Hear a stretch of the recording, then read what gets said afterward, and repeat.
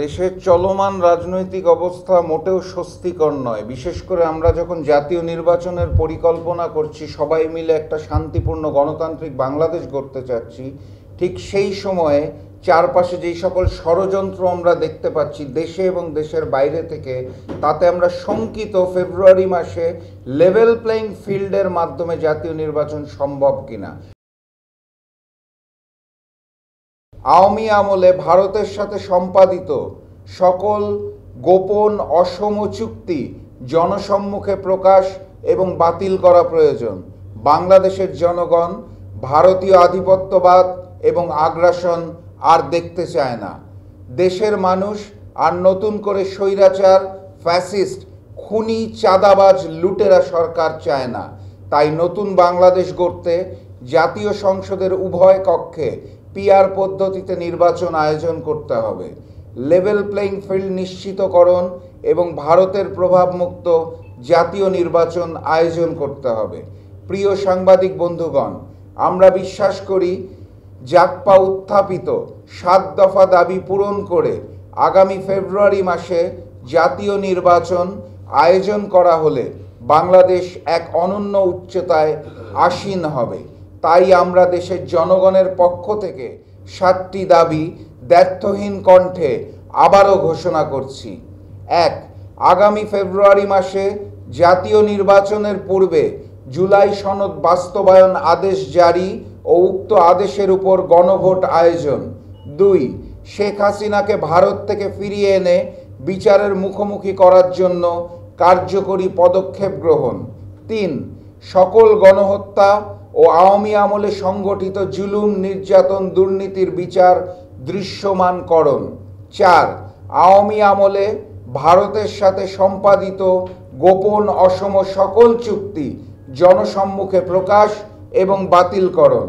5.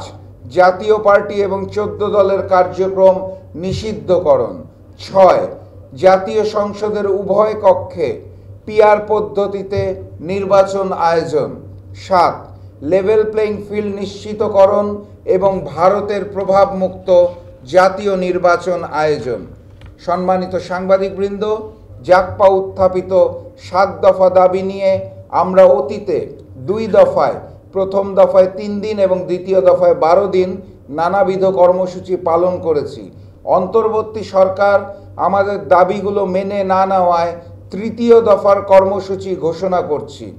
আগামীকাল 14ই অক্টোবর সকাল 11টায় ঢাকার যাত্রাবাড়ি মোড় থেকে গাবতলী বাসস্ট্যান্ড পর্যন্ত মানববন্ধন অনুষ্ঠিত হবে।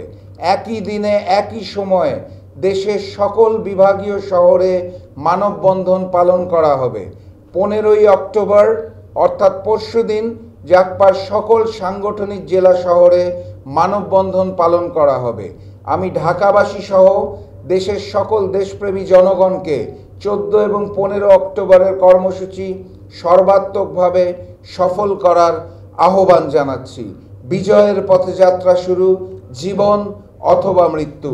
দেশের চলমান রাজনৈতিক অবস্থা মোটেও স্বস্তিকর নয়। বিশেষ করে আমরা যখন জাতীয় নির্বাচনের পরিকল্পনা করছি, সবাই মিলে একটা শান্তিপূর্ণ গণতান্ত্রিক বাংলাদেশ গড়তে চাচ্ছি, ঠিক সেই সময়ে চারপাশে যেই সকল ষড়যন্ত্র আমরা দেখতে পাচ্ছি দেশে এবং দেশের বাইরে থেকে, তাতে আমরা শঙ্কিত ফেব্রুয়ারি মাসে লেভেল প্লেইং ফিল্ডের মাধ্যমে জাতীয় নির্বাচন সম্ভব কিনা। প্রশাসনের বিভিন্ন জায়গায় রেখে যাওয়া আওয়ামী দোসর যেমন আছে, একইভাবে অন্তর্বর্তী সরকারের সময়ও আমরা দেখতে পেয়েছি প্রকৃত রদবদল হয়নি এবং নতুন করে যাদেরকে দায়িত্ব দেওয়া হয়েছে তারা একটি নির্দিষ্ট দলের পারপাস সার্ভ করছে। আমরা কোনো ব্যক্তি অথবা দল অথবা ভারতের প্রভাবের রাজনীতি এবং নির্বাচন চাই না। এবং সর্বোপরি আর্মির বর্তমানে যেই পরিস্থিতিটা দেখা যাচ্ছে, তাদের বিরুদ্ধে যেই গ্রেফতারি পরোয়ানা জারি করা হয়েছে, এটা নিয়ে একটা নতুন উদ্ভূত পরিস্থিতির সৃষ্টি হয়েছে। আর্মি প্রশাসন থেকে আসামিদের হাজিরা দেওয়া এবং গ্রেফতারের ব্যাপারে তাদের নিজস্ব মতবাদ দেওয়া হচ্ছে। অন্তর্বর্তী সরকার থেকে যেটা করা হচ্ছে, তারা গ্রেফতারের জন্য বলছে। এটা নিয়ে একটা সংকট সৃষ্টি হতে যাচ্ছে। একইভাবে আমরা দেখতে পাচ্ছি রাজপথে বিভিন্ন দাবি দেওয়া নিয়ে শিক্ষক সম্প্রদায় সহ বহু মানুষের সাথে, বহু সম্প্রদায়ের সাথে অন্তর্বর্তী সরকারের প্রশাসনের কিন্তু গোলমাল বিরাজমান।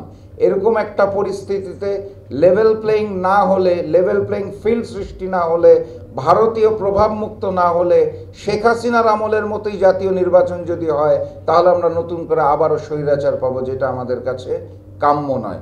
অতএব অন্তর্বর্তী সরকারকে অনুরোধ জানাবো দ্রুত লেভেল প্লেইং ফিল্ড সৃষ্টি করার জন্য। প্রশাসনে আওয়ামী এবং নতুন যারা একটি দলের প্রতিনিধি সৃষ্টি করা হয়েছে তাদের রদবদল করে এবং পরিবেশ পরিস্থিতিকে শান্ত এবং ঠান্ডা করে নির্বাচনের প্রকৃত অবস্থানকে সৃষ্টি করার জন্য। changetv.press এক ফোঁটা হলুদও নেই।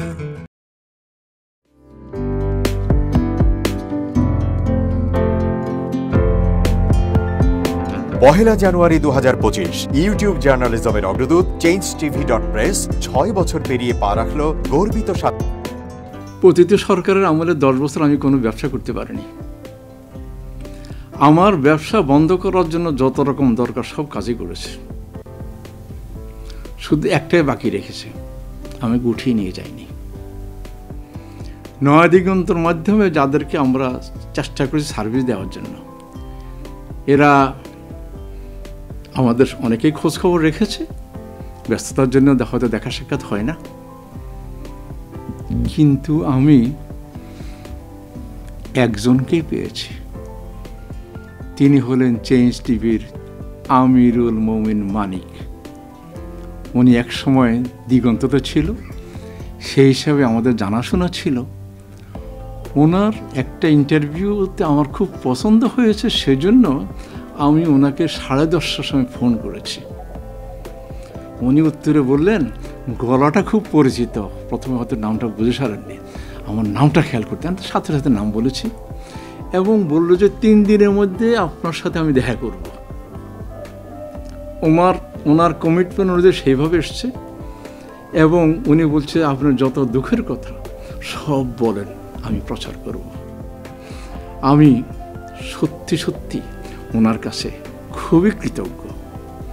আমার মনে যেসব ক্ষোভ আছে, যেসব দানা বেঁধে আছে, আমি কিছুটা হালকা হয়েছি ওনার সাহায্যে।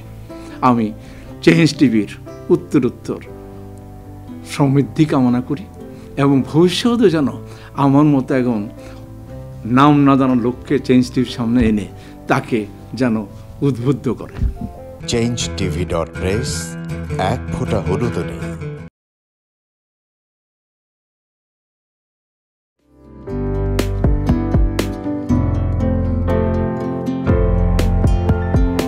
পহেলা জানুয়ারি 2025 ইউটিউব জার্নালিজমের অগ্রদূত changetv.press 6 বছর পেরিয়ে পা রাখল গর্বিত চেঞ্জ টিভি।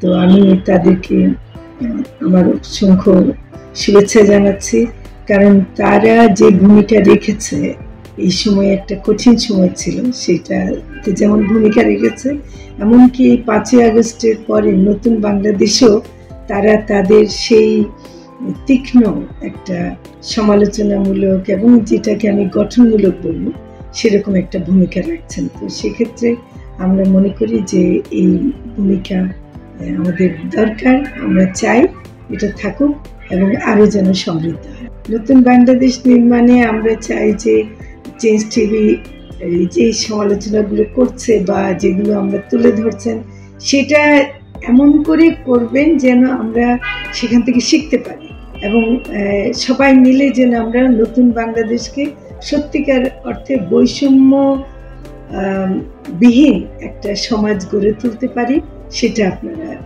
সহজ চেষ্টা করুন। changetv.press এক ফোঁটা হলুদও নেই।